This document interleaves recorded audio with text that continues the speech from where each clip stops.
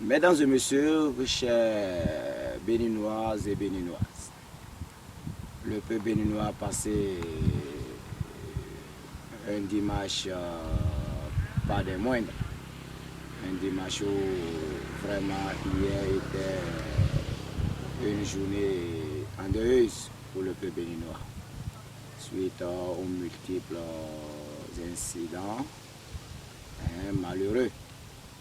Alors, je tiens ici en ma qualité de Majesté Djongoro Yerigui II, d'une part, et d'autre part en ma qualité d'un citoyen béninois, pour présenter mes condoléances au peuple béninois et à toutes les familles éplorées. Et que l'âme des disparus se repose en paix. Raison pour laquelle j'ai décidé de le faire ici au cimetière de Natitengo, pour dire que moi je suis toujours en communion de prière avec tous les morts. Et chaque jour que Dieu fait, moi je suis en communion de prière. Alors je suis à côté de ma maman, ma mère qui m'a tout donné. Alors je voudrais un peu revenir sur certains de mes audios, surtout sur les d'hier, où j'ai parlé du peuple Tambari. Je me suis senti un peu gêné dans la mesure où je me suis dit Natitengo ne constitue pas seulement le peuple Tambari. Il y a plusieurs peuples. Alors ces peuples se sont vus déjà, les autres peuples se sont vus déjà systématisés. Et c'est comme s'il y a déjà la discrimination.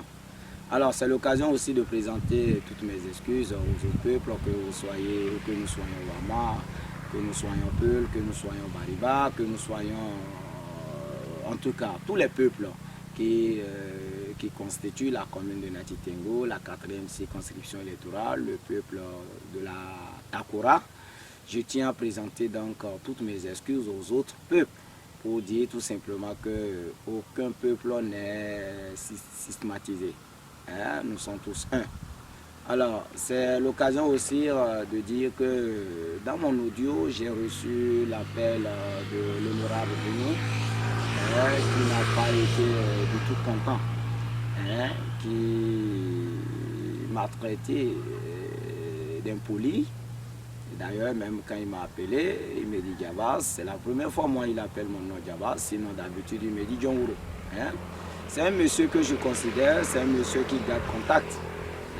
Mais nous sommes sur un terrain politique, je m'en vais demander à mon aîné, je dirais mon oncle, que la politique, celui qui veut faire la politique doit avoir la patience.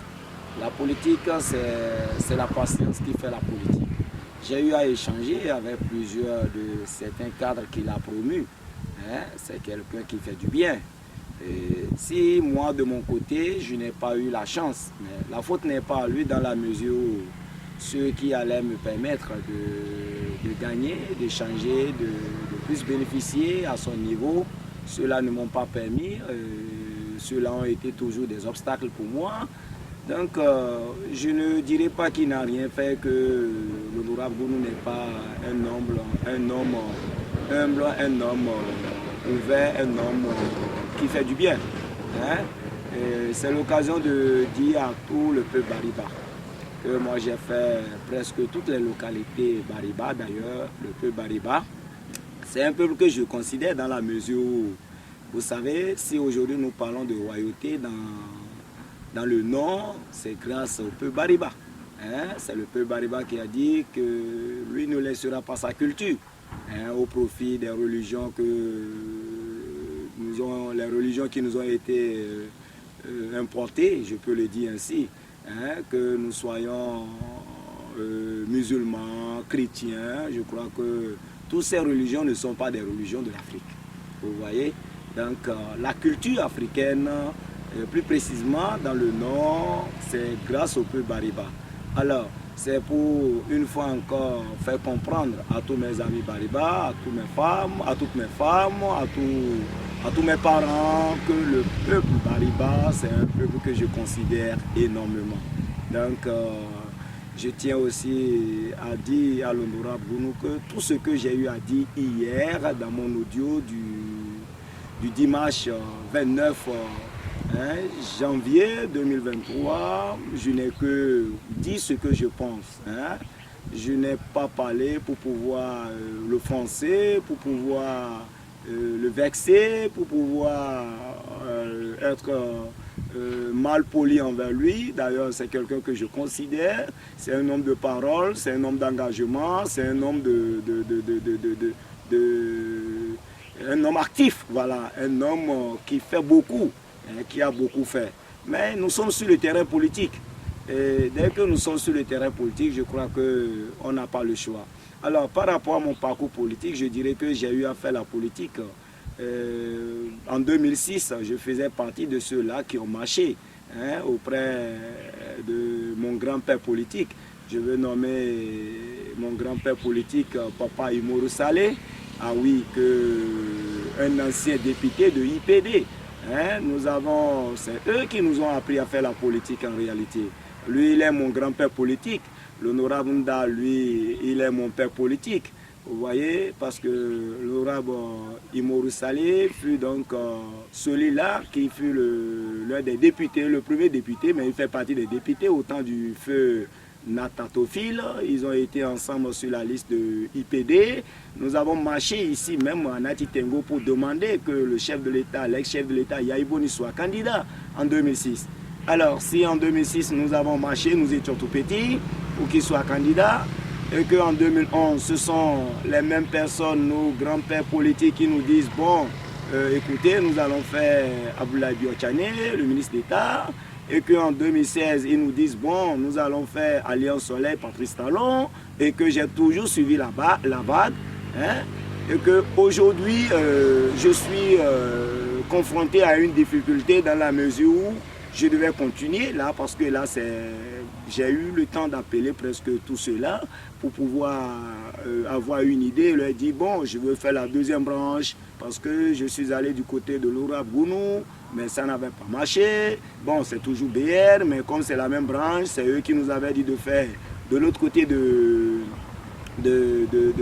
Patrice Talon en 2016. Alors pourquoi ne pas continuer? Alors, si c'est une erreur pour moi, du fait que j'ai décidé de faire l'Union progressiste, ce n'est pas un manquement en soi par rapport à tout ce que nos grands-pères politiques nous ont appris. Donc, nous sommes là, je suis arrivé dans l'Union progressiste, pour moi, c'est pour expérimenter. C'est vrai, je suis d'accord qu'il y en a d'autres. Lorsque je les avais appelés pour prendre leur avis, qui n'étaient pas du tout d'accord. Donc, je crois qu'il n'est jamais trop tard de bien faire. Quand on ne sait pas là où on va, mais on sait là où on a quitté. Alors, si moi j'ai quitté la vague donc, de mes grands-pères politiques, en réalité, ce n'est pas pour autant que je suis un impoli ou je suis ingrat ou je ne suis pas reconnaissant. Je suis bien reconnaissant et je suis bien, comment dirais-je, je ne suis pas ingrat. Alors, c'est l'occasion donc, une fois encore, de rendre un hommage mérité, et vraiment à tout le peuple béninois, et dire que je suis de cœur avec tout le monde et que la gouvernance actuelle, c'est une gouvernance vraiment qui est en train d'œuvrer, qui est en train d'œuvrer. Alors, par rapport à l'ex-chef de l'État, le président Boni Yahi, je ne peux pas dire que pendant 10 ans qu'il n'a rien fait. Ah oui, celui qui a eu la chance de faire, d'être CIA, d'être chef quartier, d'être maire, d'être président de la République, d'être chef d'arrondissement, comme je l'avais dit, il faut le respecter. Aujourd'hui, si Natitengo a un stade digne du nom, c'est grâce à l'actif du président, de l'ex-président Boni Yahi. Alors pourquoi être contre le président Boni Yahi? Moi, j'ai toujours suivi le mot d'ordre de mes grands-pères politiques. Je veux nommer mon grand-père politique Papa Imoru Saleh et mon père politique Nda Antoine. Bon, voilà un peu comment est-ce que moi j'ai toujours suivi le mot d'ordre. Mais si aujourd'hui je suis de l'autre côté de l'Union progressiste, je dirais tout simplement que c'est parce que j'avais essayé avec l'honorable Bounou. Je suis allé à Parakou, ça n'a pas marché, je suis revenu, j'étais obligé de me lancer de l'autre côté. Donc voilà un peu ce que je peux dire par rapport à mon choix. Et c'est l'occasion de présenter toutes mes excuses pour ce choix involontaire. Parce que moi j'ai toujours été celui-là qui a suivi toujours le mot d'ordre des aînés. Moi je ne suis pas la politique à cause de l'argent. Je ne suis pas un novice dans la politique. Donc, Excellence, honorable Bounou, vous m'avez traité d'impoli.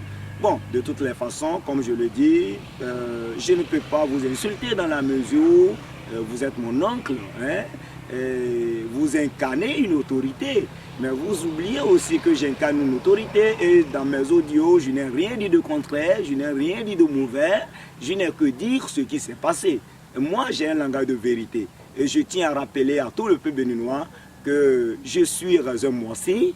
Mon père, c'est un Moissi et c'est un grand féticheur qui est resté dans la grande maison des Djerma, même derrière le fleuve à Gawé, à Niamey. Mon placenta est enterré à Niamey. Alors, il y a de quoi quand même que les Djerma aussi reconnaissent, que les Nigériens reconnaissent que je suis Nigérien et que les Burkinabés reconnaissent que je suis Burkinabé, je suis Moissi et que les Béninois reconnaissent aussi que je suis Béninois dans la mesure où mon grand-père fut le premier roi des Peuls de la Takora. Il s'agit bien sûr de Sa Majesté Djonro Yerigi. Vous voyez? Alors, nous sommes dans un monde de la réincarnation. C'est l'esprit qu'on arrête, c'est l'esprit qu'on juge, c'est l'esprit.